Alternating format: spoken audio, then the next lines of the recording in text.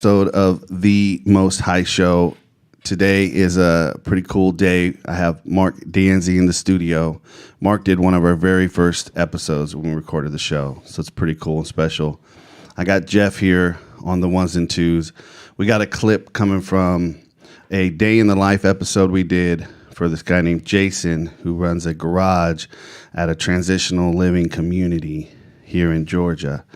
And Mark and I are going to talk about life transitions because he knows a little bit about that personally, and he helps people who are transitioning careers, mindsets, all that kind of stuff. So all that's coming up on this episode of The Most High Show.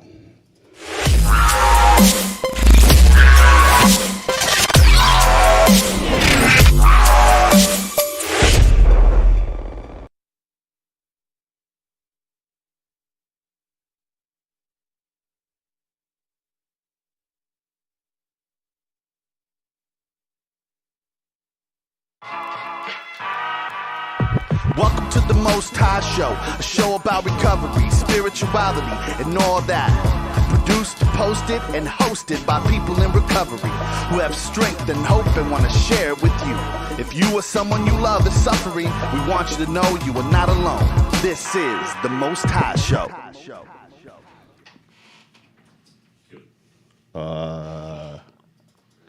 There we are. Technical difficulties. All right, we're back. We're back. What were we doing? Talking. Yes. Thank God there's another podcast out there because Lord knows we need more. So if you're listening to this and you're thinking, I should do a podcast, you should. You should do a podcast too. So I'm going to play a clip or Jeff's going to play a clip from one of these series we're doing called Day in the Life. And that's where we go and show up to somebody who's living in long-term recovery. Not just living in long-term recovery, but living an epic life while in long-term recovery. So the point is to show you that recovery and sobriety isn't just coffee, cigarettes, meetings, and sadness. That actually you get to live a pretty epic life once you decide to be committed to a sober way. So this clip is my boy Jason. He runs Vision Warriors Garage, and that's part of Vision Warrior community. And you're going to hear a little bit about his story. You're going to hear a little bit about Kirk. And if you're listening or you're watching, you can watch his full episode on the Most High Media app. All right, Jeff, run that clip.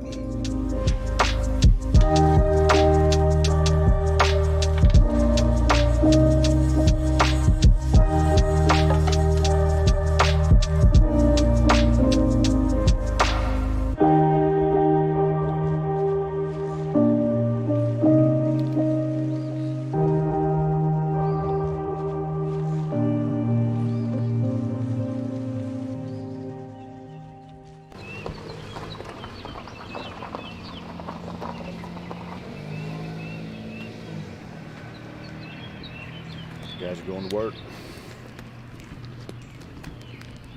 They get out of here pretty early, huh? Yeah. A lot of them leave at 5:30, 5:45. There's a few that leave that work over at, I guess, Triscapes. Those guys typically leave a little earlier. They start a little earlier. What's going on, Kim? Oh, hey, buddy. You good? Talking about fishing now. Thinking about fishing? Yeah. What's that? It's not Friday. Yeah, I'm ready to roll. Yeah. And man,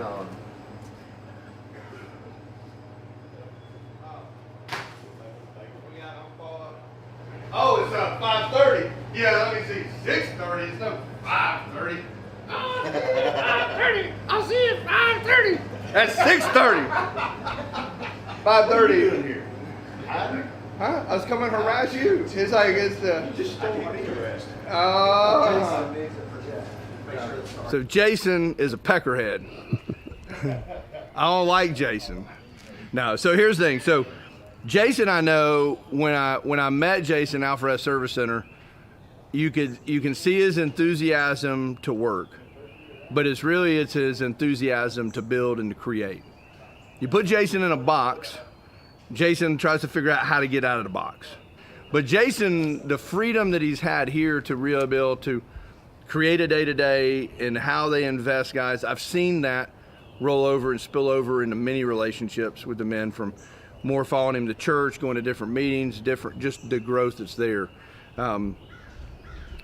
We've had a lot of conversations as Jason in his past was on staff for nearly almost, I think it was 38 or 39 months at an inpatient drug treatment center and restoration center here in town. Great organization, but it's a program. And I know the first couple months that Jason was here, he'd be like, man, they're not doing this and they're not doing this, they're not doing this. I'm like, that's great. And he's like, what do you mean that's great? I was like, well, it's frustrating you. I said, that means that A, that you care, and B, you see something that you want for them that they can't see. And I said, the only way you can get that is to model it here, because here is life. We're teaching how to live life on life's terms, not how to run a program. All right, so that was a clip from A Day in the Life, the episode with Jason, and it's a pretty interesting episode, pretty easy to produce because it's all happening on this compound up in Cherokee County. So, one of the things I really like about doing these Day in the Lives is getting, like I said, to be able to highlight what it is like for people in long-term recovery. So to show that people do epic things. So there's other episodes on there. We have one with Wanja, who is a coach and a person in long-term recovery. We have one with Greg Champion. He's running Startup Recovery in the beautiful city of Los Angeles. And we're about to do another episode with my man Mitchell down in Serenbe and his tree company / philanthropic way of giving back to people in recovery and people who are especially abled. So you can check out those episodes on the Most High Media app. And we're going to take a little break, so you're going to hear some more stuff, and then we'll be back with Mark. Why Most High Media? Because I don't have the answers. Other people do. And learning from the experiences, the stories, the perspectives, seeing people who've been through the darkest of circumstances and then have come out of it on the other side and have lived extremely exciting, fulfilling lives and tapped into a way of being and a way of living, but is actually real and obtainable, that's why. We packed up to tell the story of a young lady who lost her daughter. So there's a extremely high correlation between suicide, mental illness, and substance abuse. Come on the ground. Come on the ground. Sir. I think as of this year, there's about 14 million people in America who have a co-occurring disorder, and a little more than 7% of them seek help for it. In my addiction, I felt like I was better off dead. I'm here to talk about my daughter, Megan, who committed suicide when she was 28. There's enough hope in the people that do recover to where I keep going and keep showing up at places where I'm needed.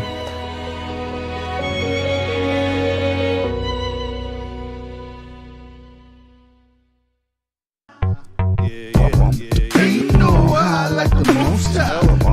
Ain't no high. Ain't no high like the Most High. Ain't no high. Holla if you need some things like love and change. I'm not talking coins and things or diamond rings. Everybody wants some change, but don't nobody wanna do nothing till the pain they can't stomach. And they told me that I believed them, so I gave them to the. Everybody thought that I was tripping, saying that I be acting different. Ain't no high like the Most High. Ain't no high like the Most High. Ain't no high like the Most High. Ain't no high. Ain't no high like the Most High.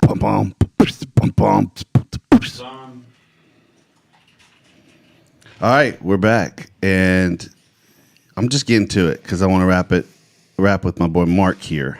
So, like I said, Mark was on the first episode, and it was a little controversial. You get some feedback? I got some feedback. But we also got some really good feedback. The first episode we did was about problematic sexual behavior. Okay. Yeah, I remember that. You remember that. Mm-hmm. And it was really impactful to have that conversation. We were really in depth. You have some training in that area, which is why we were talking about it. Right. And it wasn't just two dudes talking about that. Problematic sex. Right. You had some really good things to share in there. So, and I've known Mark in various phases and stages of my life. And so over the last couple of years, he's been a development business coach for me. Even beyond that doesn't even really say how he's been interacting. But his coaching has radically helped transform my life and inspired me to go and become a coach myself. So it's really special. A very good one, I might add. Hey, thank you. So it's my pleasure to welcome Mark Danzey to the Most High Show. Glad to be here. Yeah. You like that clapping? Yeah, that was awesome. Almost a standing ovation. I haven't had one of those since ever. Yeah.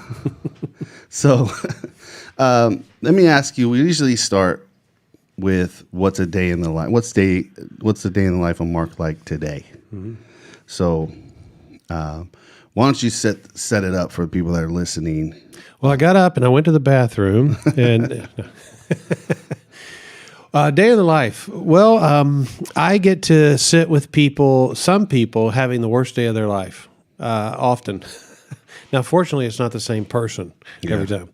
But as a coach, people come to me who are trying to figure out life. They're struggling with a relationship or a career change or, transition in their life. And they just are in their heads so much about it that they need a thinking partner. They need somebody to help them think clearly about what's really going on, why they're so worked up or anxious or angry or regretful or something like that. Yeah. And so I get to literally either online or in my office. Online, I have people all over the world that I get to have conversations with every day, and or in my office, and basically just start off with, so what's on your mind, and then they go for it, and we start developing a pathway for their life to get unstuck from whatever it is they're dealing with. So it could be addiction, could be problematic sexual behavior, could be a failed marriage, could be a failed business. Mm-hmm. I mean, everybody is going through something. Yeah. At some point, it just depends on, what depth or what level you're at, and sometimes you just need somebody to help you process through that. So I'm not really doing therapy. Yeah. But what we do is therapeutic. But it's basically just coaching, life coaching. Yeah. So yeah, from morning to afternoon, evening, meeting with 5-6 clients a day, pretty much. Mm-hmm. That's primarily how my day goes. Yeah. All right. So we also do something else. Yeah, I also run a ministry called Narrow Gate, which is a discipling ministry. Yeah. A lot of coaching in that, though. And so basically, so every Tuesday morning, I have a group of 7 young men. I say young men, they're in their 30s and 40s. That's young to me. And they have agreed to meet with me for 3 years every Tuesday morning, and I train them how to be a disciple maker of Jesus, how to be a disciple, and then how to make disciples. Okay. To be a disciple maker, in other words. All right. And so I always have a group like that going. Right now I got one, and again, we meet every Tuesday morning. I've also got 3 different groups of pastors that I meet with, and they meet with me for 2 years, but we only meet like once a month. It's just all day. Okay. And so a lot of that, though, is, people in ministry go through transitions or going through personal challenges. So it's not just about their ministry. It's about their own soul. It's about, pastors get divorced. Pastors have problem children, just like everybody else. Right. And so we wind up doing a lot of soul work with pastors. And we have pastors all over the world. I work with pastors in Russia. We have pastors in Ukraine. I mean, we know what's going on there now. And just Saturday, I was FaceTiming with a pastor from Kiev who's now trying to transition his whole church and group and family over to Romania just so they don't get killed. Wow. And so, yeah, that's pretty extreme stuff there. But and then every Friday morning at a local golf course, I do a little Bible study for men. So I'm sitting at this golf course in a bar at 7:30, And I've taken these men through how Scripture can change your life. Yeah. And they're all ages and stages, and it's a fun group, actually. We do a lot of laughing Yeah. in that group. So I do some group work, because to your point, mostly around ministry stuff. Yeah. But the individual coaching stuff is probably what takes up the majority of my time. Right. Yeah, I've done a lot of things in bars. Yeah. Never studied the Bible in a bar. It's really Pretty underrated. much done everything else. Yeah, I bet. Yeah. I think Jesus would have hung out in bars. Well, I think he did, probably. Yeah, if they had him back then. Yeah, well, he got accused of hanging out with people who would be in a bar, so that's probably where they were, right? Right. Now, at 7:30 on a Friday morning, let me tell you, the alcohol's not flowing. Right. I can just promise you that. We're drinking coffee. Yeah. Yeah, that's cool. Yeah. So that's a pretty honorable place to be every day in that position with people. It's humbling. Yeah. You use the word honorable. I agree. It is an honor. Because it feels like a partnership, really. It feels like every one of my clients or every person I'm coaching or discipling or working with or mentoring, I kind of look at my life in 3 different categories: discipling, coaching, and mentoring. Okay. And I kind of do different things with different people based on those 3 stages or categories, so to speak. But yeah, I feel like they're a partner. I partner with them to optimize their life. Yeah. And I see it that way. I'm not bringing all the ideas to the table. Right. They're not bringing all the ideas to the table. We're bringing them together. Yeah. So we literally form a partnership doing that. And it is an honor. I don't really have a bad day in coaching. I was thinking about it. I've been doing coaching for years now, and I can't remember a day I had a bad day coaching. Well, yeah. Probably tough days. Heavy days. Well, yeah. I mean, when you're dealing with somebody who's in deep grief about something, you feel that. Yeah. But, you also have to prepare yourself, and you can't take that stuff home. Right. And so many people, so many men especially, they take the stresses of the day home, and a client yelled at you or a customer yelled at you, and so you go home and kick the dog. Well, the dog didn't yell at you. Right. Right. So you got to compartmentalize that stuff. Yeah. So I really think that helps me deal. It's called empathetic fatigue. And anybody that's in any kind of deep caring ministry or work can struggle with that if you absorb the pain of the clients you're working with. Yeah. And so you really can't absorb it. I just have this mindset that, they're going through hell right now, but it won't always be this way. Yeah.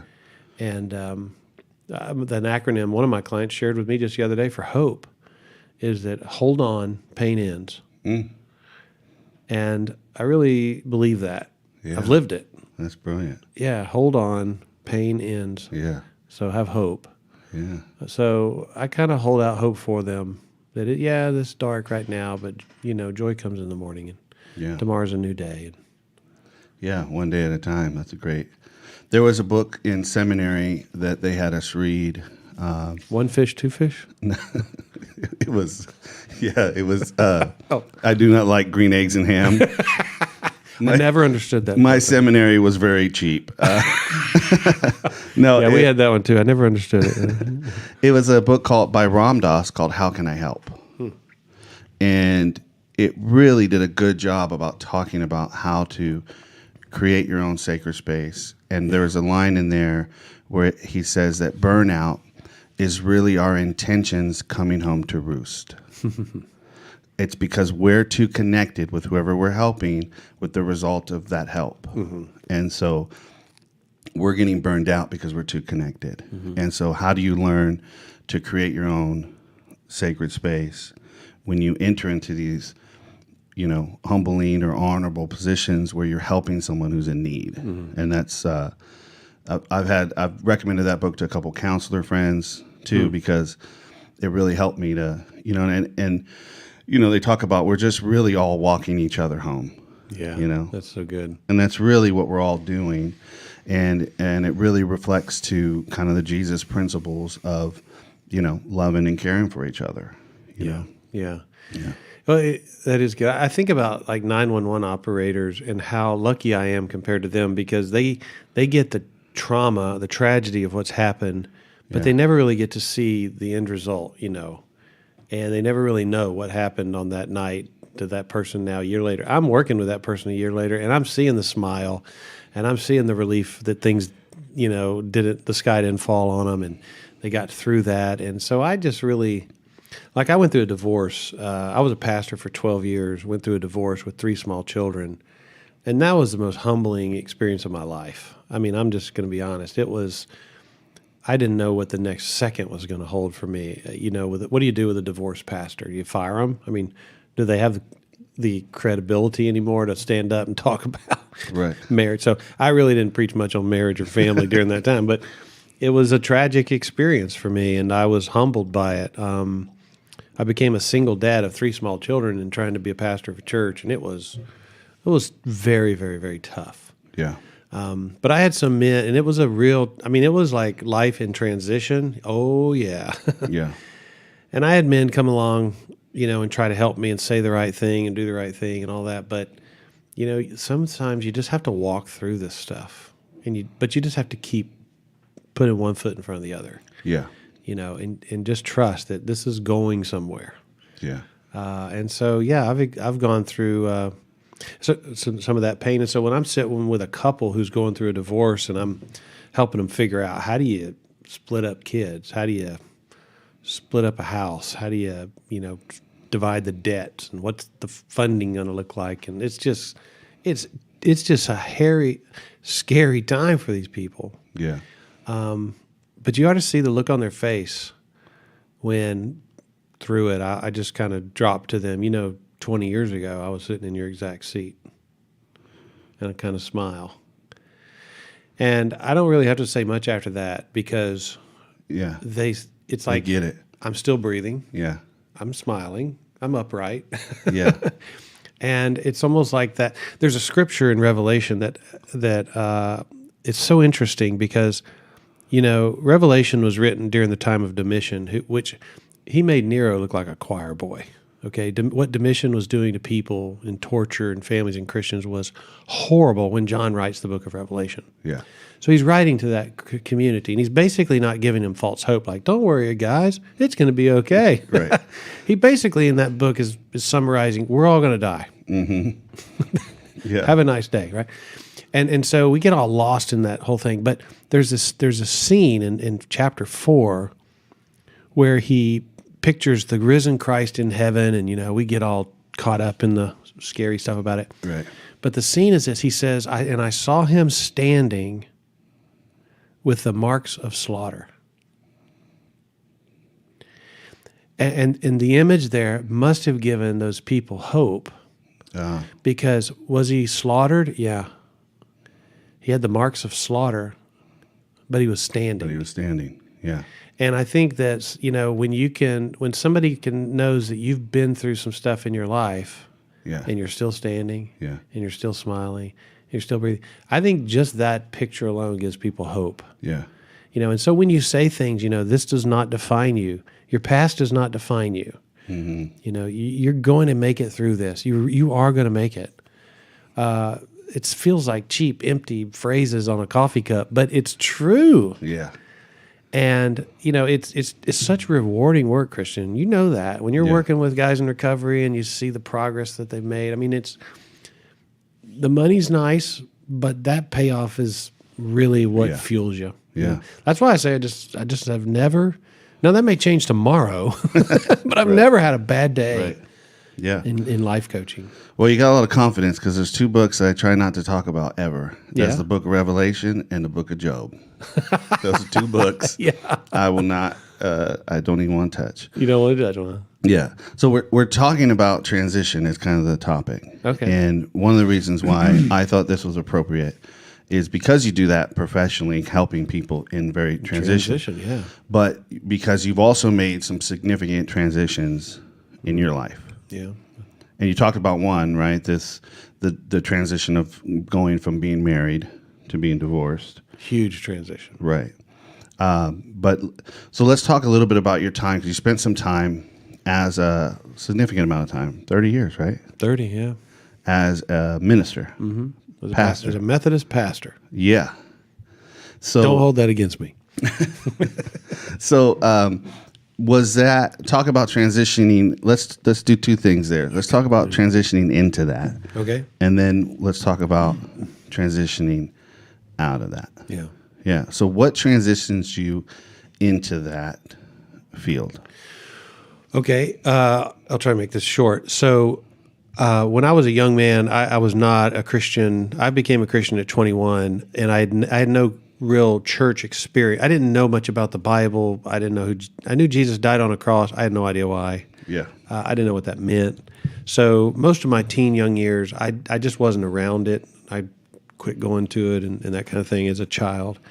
And so when I had a radical conversion, I had one of those Damascus Road conversion experiences. Okay. I mean, knocked off the horse blind for 3 days. So that transition was immediate and radical. October 22nd, 1989, 10 p.m. I can tell you the date, That's my time. birthday. Really? Not 89, but 22nd. I'll be darned. We have Yeah. the same birthday. Mine's spiritual. Yours is physical. And so, yeah, it's my spiritual birthday. So that transition was pretty radical. I went from doing drugs, playing in bars, just being an idiot, to now I've given my heart to God. What does that mean? All I know is I got to stop doing that stuff. I didn't know, yeah. And I could share that with you some other time. Just trust me for now. It was a radical overnight, bottom of the barrel, desperate situation, okay?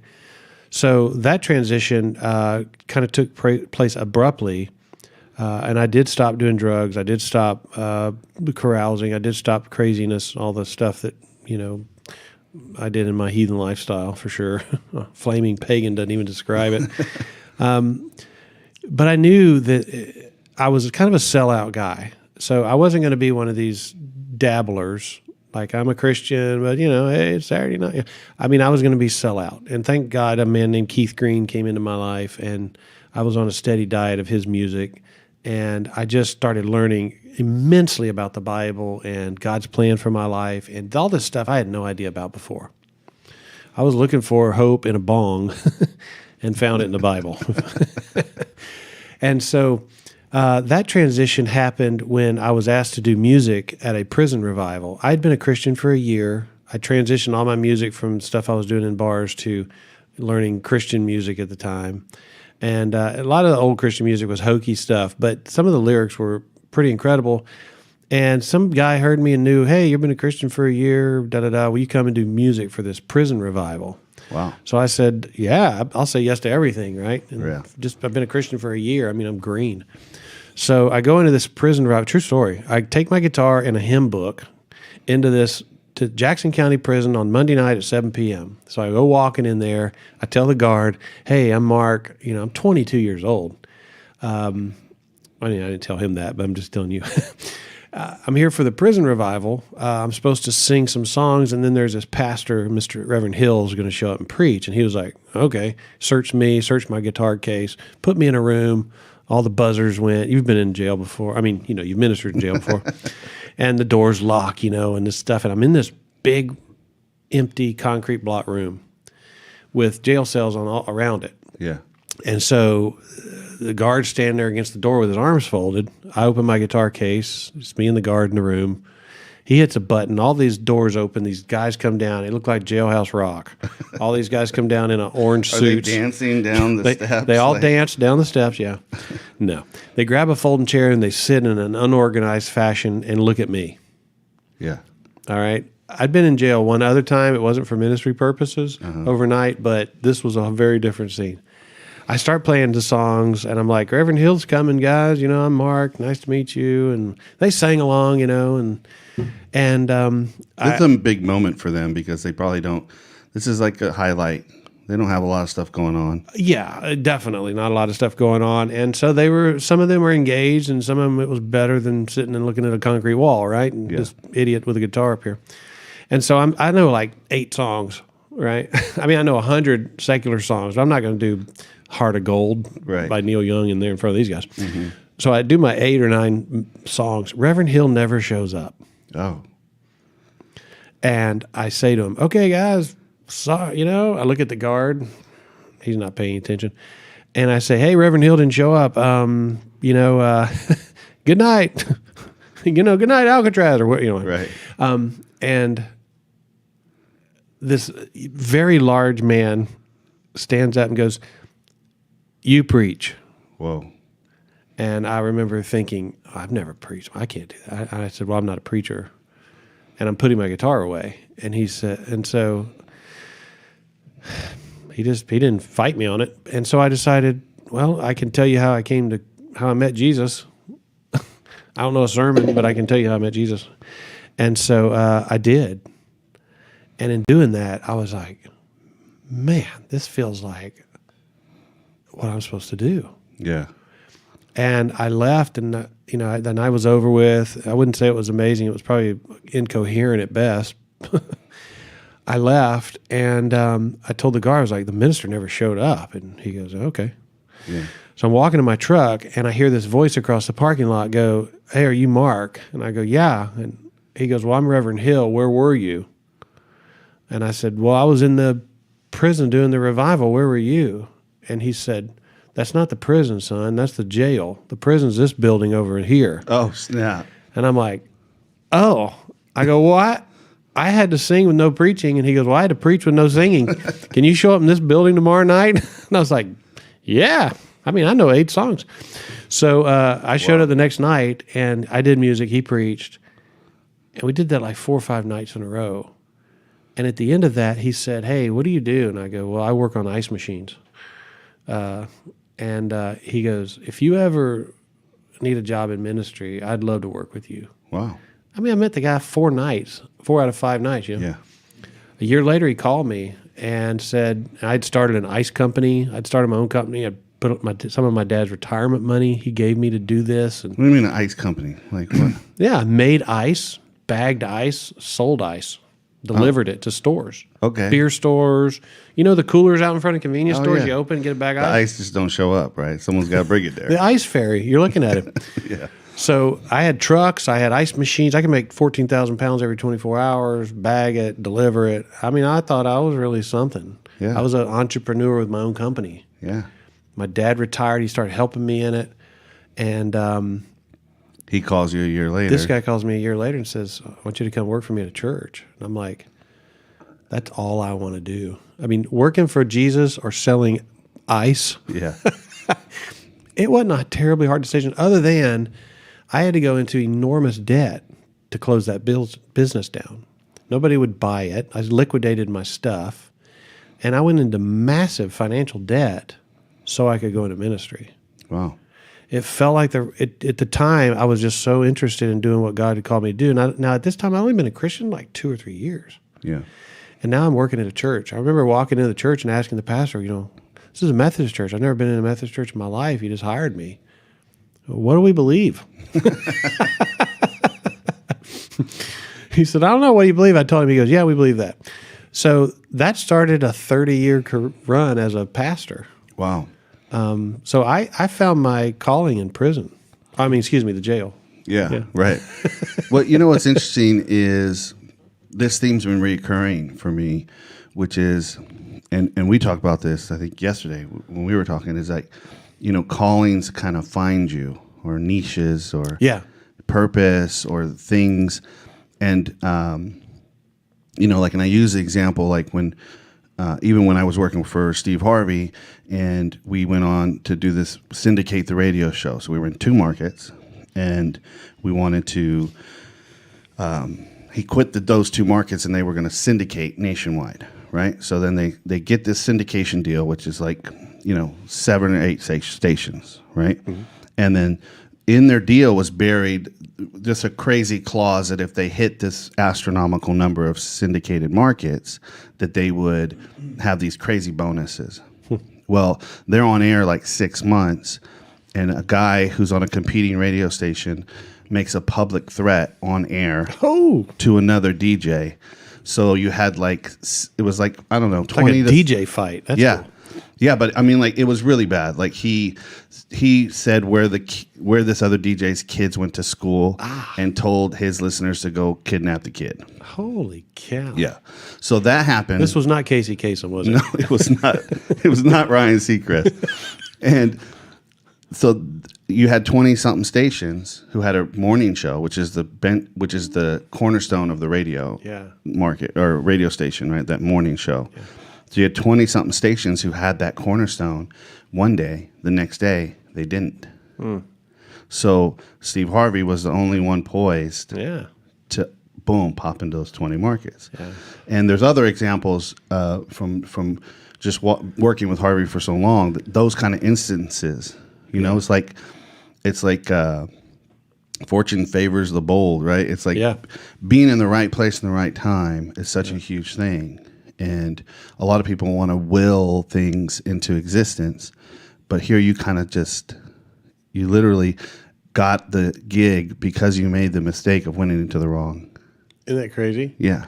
Well, yeah. When preparation meets opportunity, that's where that's the crossroads, and we don't always predict where the crossroads is going to happen. You know, you can prepare, but you know, it's like music. For instance, I know a lot of musicians. I love music and guitars, and I'm a student. I've been a student for 40 years of the guitar, and I know some incredible musicians that'll never make it. Yeah.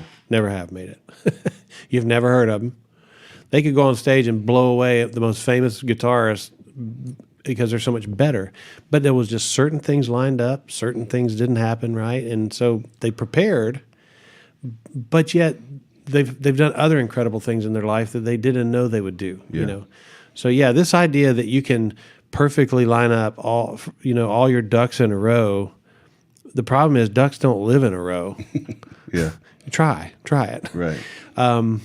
It's almost like this over-control, this need for over-control that we have, that if change happens in my life, it's because I'm making the change happen. Well, change doesn't happen that way. Transition doesn't always happen because we want it. Yeah. You know, transition happens sometimes to us. Yeah. And then we curse it, or we hate it, or we blame other people for the changes or transitions in our life. But transition is a part of life. Yeah. It comes with oxygen and blood pumping, and it's just definitely going to happen. Yeah. You know, Seth Godin, you familiar with Seth Godin? No.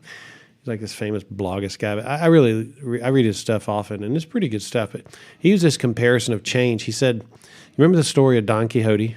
Mm-hmm. I mean, Don Quixote was a nutcase, right? Mm-hmm. He thought windmills were giants. Mm-hmm. So he charged them. And the man from La Mancha, actually, you know. So he was charging these windmills because he thought they were a threat. And people are like, you know, lock this guy up. He's it's just a windmill. He's charging with his spear, and he's got full, you know, uniform on, all this kind of stuff, suit of armor. And Seth Godin talks about many of us look at change like he looked at windmills. Yeah, right. We just want to attack it. We don't embrace it. We don't want it. We don't understand it. And we just think as soon as we can get out of this transition to life as, I'll just use air quotes for those of you that can't see me, normal, then everything will be great. But you know what's coming? Another transition. Change. Yeah. Change. Yeah. And it's not a windmill. It's not something you can attack and beat. Right. It's something you got to go with and appreciate it. Yeah. And so the guy who is constantly, you know, the word transition is a 4-letter word for him, or he hates it. You got to learn that that's just a part of life. Yeah. Yeah. You know, and embrace it and capitalize on it and go with it. Yeah. And I think I've seen that in recovery when people are wanting to live a life of sobriety and they want to just make the transition, right? Yeah. And so they get 30 days of sobriety under their belt, and then they want to now begin living without doing the work of the actual transition, right? Because the transition, like the sobriety, for me, like with my experience and how I've witnessed other people experience, and through this show, is that getting sober is not even a portion of it. Like the most significant thing is, how do you begin to live? You know, there's a difference between sobriety and recovery. So someone can get sober, but are they living in recovery? And living in recovery to me is that embracing the transition, right?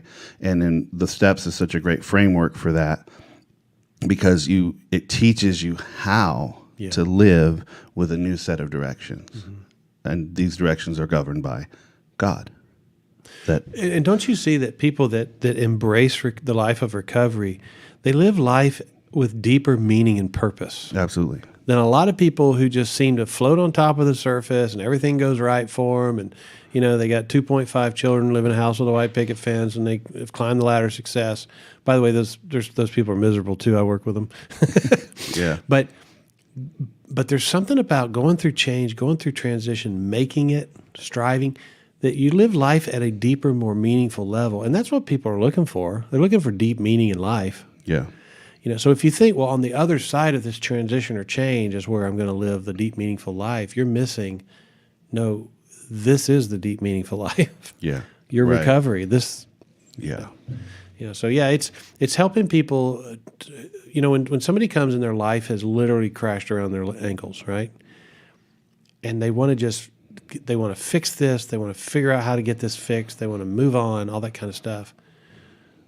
You know, me as a counselor, as a coach, as a pastor, I can't fix this for you. I can't speed up the process. Yeah. You know, I can't put Humpty Dumpty back together again for you. Right. You just kind of have to live into this. Yeah. But you can walk with them and be with them during that. Absolutely. Arm in arm. Yeah. We can talk through, but what's happening is that transition. That's the metamorphosis. That's the beauty of that. You know, the metamorphosis of the caterpillar turning into the butterfly, right? If you try to help that caterpillar too fast, what happens is you open that cocoon too fast. The butterfly never gets to build up the wing strength. It dies. Right. So everybody's wanting transition to. They're either afraid it's about to happen. When's the other shoe going to drop, kind of thing. Yeah. Or they're in it. And they want to hurry up and get it over with. Hurry up, get it over with. Why? So you can get over it because there's another transition coming, by the way. Right. You know, it's like the guy who stands knee deep in the ocean and the waves keep coming and he's yelling at the ocean. You're like, stop it. Enough. Right. Okay, you can do that. Yeah. It's not going to work. Right. Yeah. It's like the guy who's yelling at transition, yelling at change. Now, can you create havoc and too much transition in your life? Absolutely. Yeah. You know, if you have a restless saboteur and the grass is always greener on the other side and you're always changing everything so much, yeah, you can create unnecessary transition in your life. Yeah, I think that's key is there's a certain level of necessary suffering that comes with being a human. Mm-hmm. And some people might equate transition to suffering, and I think a lot of us probably do. It's the unnecessary suffering that's kind of the tragic. Self-inflicted one. Yeah. That's the stuff that's kind of sad. And that I was the same way when I was in rehab. It was only a 6-week rehab. And, you know, I wanted to leave rehab so bad every day. Not because I wanted to go get high, but because I wanted to go home and fix everything. And everybody there was like, you know, luckily it's like way in South Georgia and it was too far of a walk, you know, and everyone was like, just chill, just feel, you know, follow this through. Just be. And that was so hard for me because I wanted to hurry up and go fix it. And I think, if I'm being honest, even in my first few years of recovery, I was so active in that fixing, and I was trying to do everything, that I didn't surrender to the process of the transition. You know, like specifically, like step 6 and 7 talks about, you know, getting prepared to surrender your character defects to God. And then 7 is to humbly ask him to remove your defects. Well, the way the step's worded is God's removing the defects. But the way I always read it was, I'm removing the defects. Because you are God. Right. But it's God that removes it. And that's a really tough, talk about transition. Yeah, man. I mean, that cocaine's got nothing on step 7. That's really hard to let it go and say, all right, God, I'm going to let you take what you think. And so I would do things like I'll work on my cussing, or I would work on, you know, my lust, or I would work on, you know, I need to read the Bible more. I need to pray more. I need to do this more. Yeah, I probably needed to do those things, right? But I was still so much in that driver's seat that I wasn't letting the transition unfold in my life until much later in recovery, that I just, after fighting it, I just finally was like, I gave up. My arms are too short to slap box God, you know? So I just had to pull up. Right. So you spend this 30 years as a pastor, and you accidentally stumble into it, right? But you did you had to make a major decision, and you had to, go into financial debt. I spent about a decade paying off a loan for nothing. Yeah. It was really difficult every month to write that check on equipment that I did not own anymore every month. Yeah. On a pastor's salary. On a pastor's salary, almost interest only, just to keep the thing in float. Yeah. Eventually, though, God is faithful, and I was able to pay it off. That was a great day. I wrote that check. It's hard to write a house payment check or a car payment check, but when you're writing a big check for nothing. Yeah. But I had to carry that like a millstone around my neck for probably 12 years. Yeah, that's a significant time. It was hard. Yeah. It was very hard, but God taught me so much through that. No doubt. Yeah. Now, for someone to get to, 30 years in a profession, any profession, and make a transition is pretty significant. And I think, and maybe it's more so, maybe not, but to go from pastoring to transition to what you're doing now. Yeah. What was that?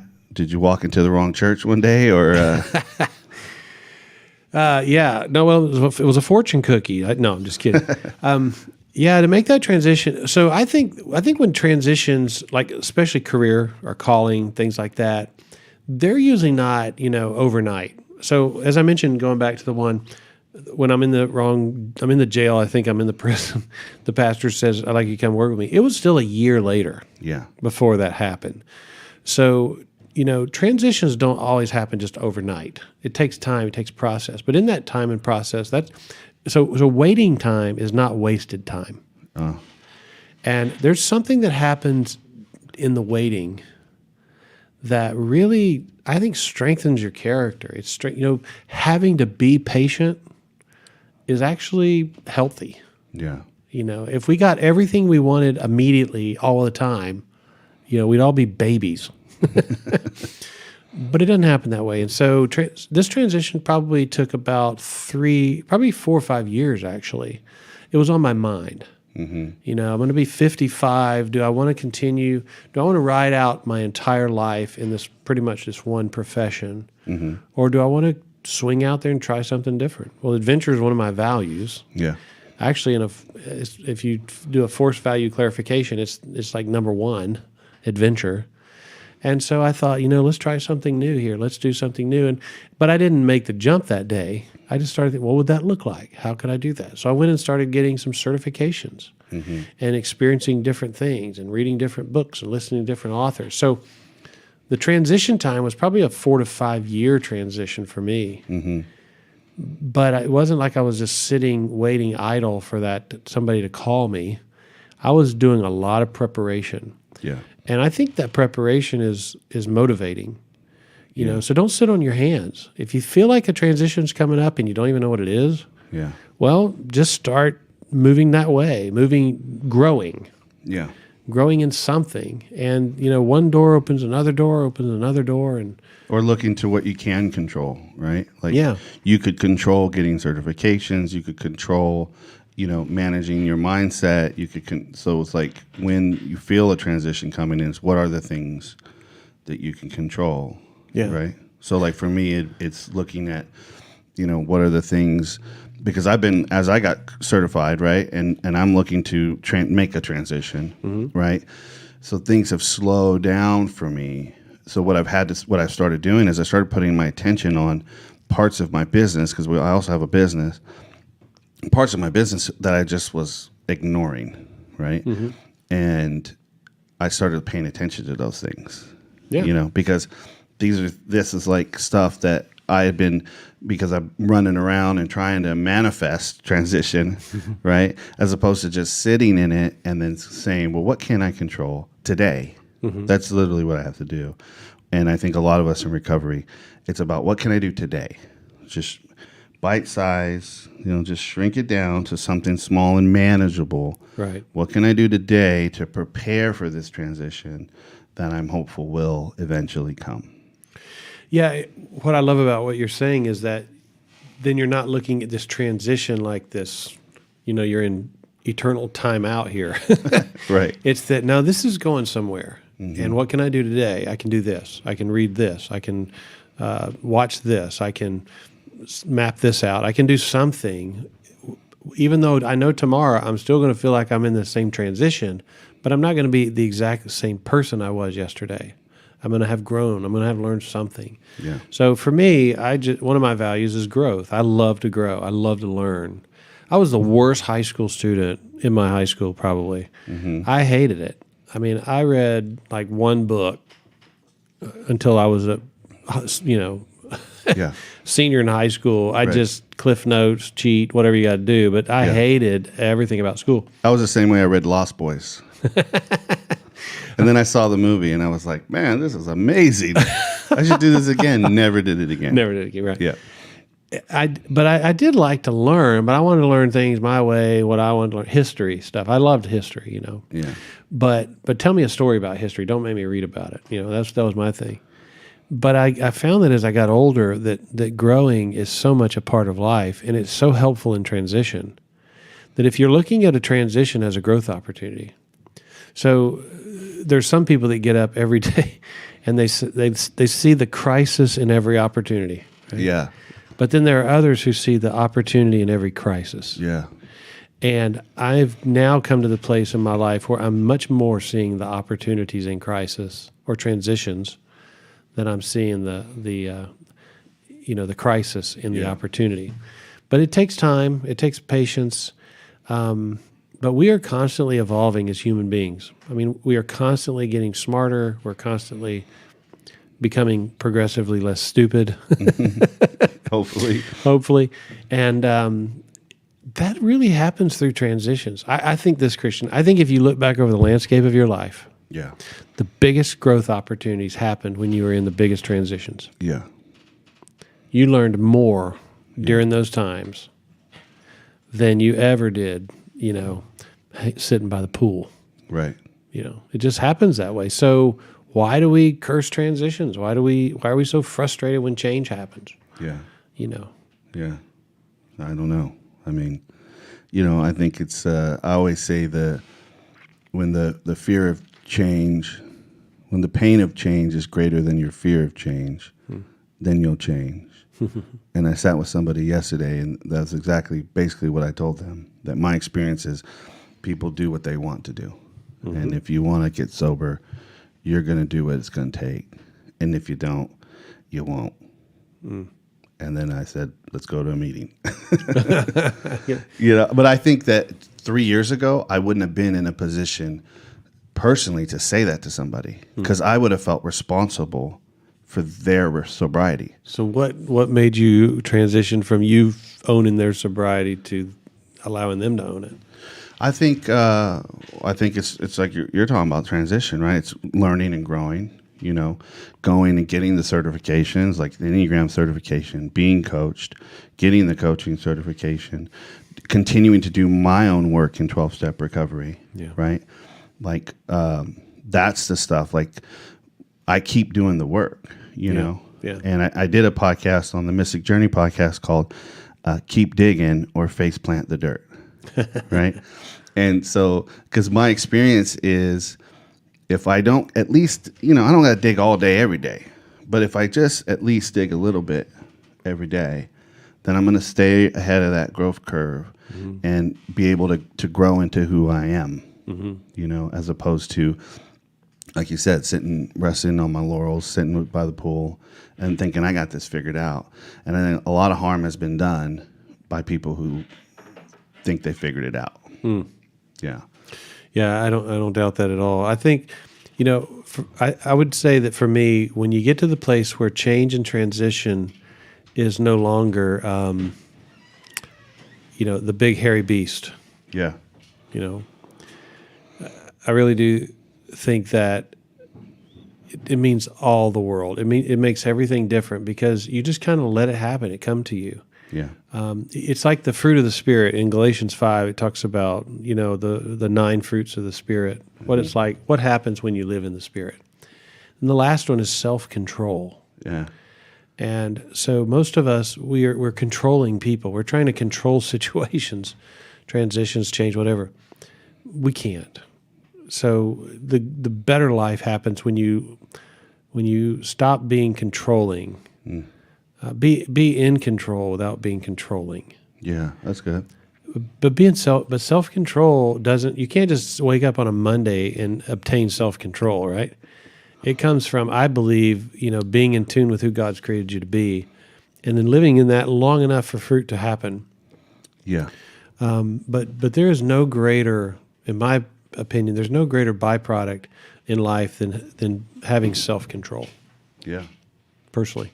Yeah. We talking about transitions, and our producer was just Making a transitioned outside, I think, to take a piss. Oh, I thought UPS was here or something. That might be a sign we're talking too long. Commercial break. Yeah. When's the commercial break coming? Yeah. So as we're wrapping up about the conversation for transition, any final things, anything that you had on your preparation for tonight, or you feel like we really should communicate and talk about? I guess I would, not to oversimplify this, because it's really hard to go through change. Trust me, we've all been through. Everybody that's listening to this has been through change. It's just part of the human experience. But what would happen if for the rest of your life you embraced change? That when change happened, instead of thinking, holy crap, what does this mean for me? This is going to be bad, judging it. What would happen if we said, change is good? Change happens. Bring it on. Yeah. Let's deal with it. I think the perspective shift that could happen for you could actually raise the quality of your life. Because here's the newsflash. It's happening. It's going to happen. You're in it. Yeah. There's changes coming tomorrow that you don't know, that you can't see yet. Yeah. So instead of, charging them like a windmill that you think is a beast, it's not. It's just part of the human experience. So embrace change. Yeah. Change is good. Change is good. And so, and especially, my God, if you're in recovery, I mean, isn't that the story of recovery? Yeah. That transformation, it's the story of the Bible, transformation. Yeah. God is inviting all of us to change. God is inviting all of us to be transformed, to transition. Yeah. And then one day we'll all get that ultimate transition, Final butterfly flying up in the sky. Well, that's what they call it when somebody passes away. Yeah. They've transitioned. Yeah. Well, and I think a couple weeks ago we talked about, when Jesus talks about do not worry, and he points to nature, right? And it's always been so profound to me that he points to nature, because nature is always in transition. Always. And you don't ever see except unless you live in Miami. It never changes. It's just 85, rains at 4:00. Yeah, right. But, and you never see trees complaining about winter. They're going with it. And I think it's interesting that Jesus would point to the natural order of things, It's a great point. Yeah. And so for me, that's what, looking at nature, taking walks, those are things that ground me to that reality that there's a constant, this earth, this whole thing is constantly evolving and changing and growing and dying and being reborn. And this stuff is happening every day around us consistently. Yeah. So why would we think that natural order would not be existing internally in our own world? Yeah. And we don't think it's weird that there's 4 seasons and things change. Like, we don't look at that and go, what the heck? Yeah. And it's the same way in life. I think we go through transitions in life like stages. When I had fun in my 20s and 30s. I wouldn't go back there for anything. I was in a lot better shape. Yeah. But I didn't know anything. Mm-hmm. There was no depth, no real depth to my life like there is now, deeper meaning. So I really think that the older you get and the more seasons you go through, the more transitions you make, I really do see a tremendous amount of benefit in it. It's kind of seasons of a man, so to speak. Yeah. The Bible speaks to that a lot about the wisdom. See when I had these platinum blonde highlights put in, my wisdom increased. The Bible talks about that gray hair, silver hair is a sign of, wisdom. Yeah. And so, I know you color your hair and all that, but no. Right. You're trying to hide your wisdom. I get that. No, I'm kidding. But there's something to be said about going through the seasons of life and embracing them. Yeah. Going with it, embracing the change. Yeah. And then for those who are, you're deeply spiritual, you know this, is ask yourself in these transitions, Lord, what are you teaching me? What do you want me to know? This is not what I asked for. This is not what I wanted. This is not what I thought was going to happen. Yeah. But what are you teaching me? Yeah. If you can kind of take that attitude, I think it changes everything. Yeah. Versus Lieutenant Dan. Remember the movie Forrest Gump? Lieutenant Dan's on the mast and he's screaming at God, and all this kind of stuff. There's a lot of people that do that when it comes to change and transition. Yeah. Embrace it. Yeah. Well, and that's what that step 7 says, right? Humbly asked him to remove us of our shortcomings. And the humbly is so key. Yeah. Yeah. Remain. Because when you're asking humbly, you're in a position of acceptance and surrender, and whatever God is can move and do what it's going to do anyway. Yeah, absolutely. And God, so we're all alive right now. I mean, everybody listening to this is. Yeah. And that's for a reason. I mean, you weren't born 100 years ago. You're not born 100 years from now. You're born right now at this time to be present to what's happening in the world, happening in your life.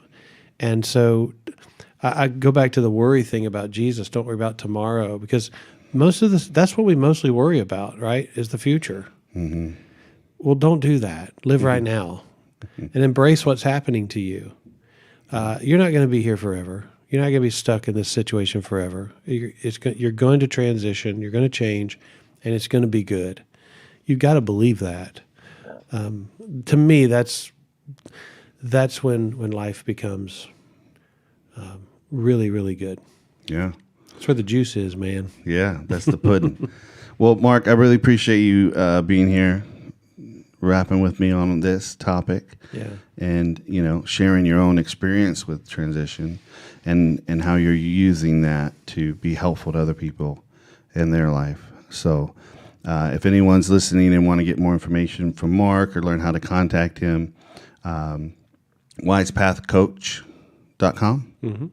wisepathcoach.com, or just Google Mark Danzey. And don't look at the images, because you might get one from pre-prison preaching. So thank you, Jeff, for being here on the Ones and Twos. This has been a presentation of Most High Ministries, Most High Media. This is the Most High Show, and we out. Montana Society, an inspiring docuseries about a group of addicts who endeavor to repurpose an underground nuclear bunker in Paradise Valley, Montana. Along the way, they learn to work together under the wild leadership of Dean, a financial guru and outdoorsman who has his money on the line. In the end, will they learn to repurpose their pain and the bunker into something new and wonderful? Find out on this season of the Montana Society.